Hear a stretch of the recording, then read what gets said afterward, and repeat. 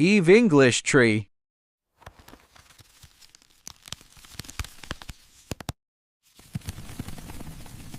Payton and Katy's Zoo Adventure. Payton was 7 years old, and his little sister, Katy, was 5.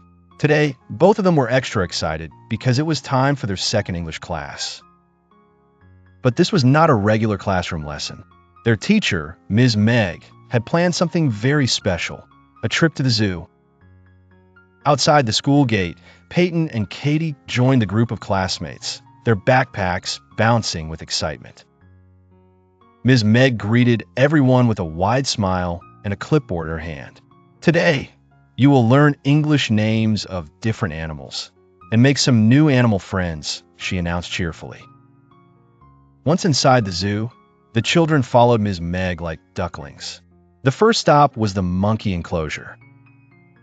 2 brown monkeys swung from branch to branch with amazing speed. "What are those?" Ms. Meg asked, pointing up.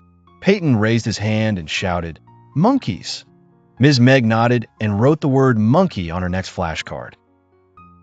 Next, they visited the tall, gentle giraffes. "Look at their long necks," gasped Katy. Ms. Meg handed out crackers, and the giraffes stretched their necks over the fence to gobble them up. "Giraffe," Katy called out, giggling as a big purple tongue licked her palm. The adventure continued. At the penguin house, Payton was amazed how the little black and white birds slid across the ice on their bellies. They looked like they're wearing tuxedos. Payton whispered to Katy. Ms. Meg smiled and said, "Can everyone say penguin?" The children happily repeated the new word. When they reached the lion enclosure, everyone got quiet. The big lion let out a deep, rumbling roar. Some kids looked scared, but Payton squeezed Katy's hand bravely. "Lion," Ms. Meg whispered. Everyone whispered back, "Lion." At each stop, Ms. Meg gave them riddles and games. For the elephants, they pretended to have trunks, swinging their arms and marching in a line. Katy giggled so hard she had to hug her brother to keep from falling over.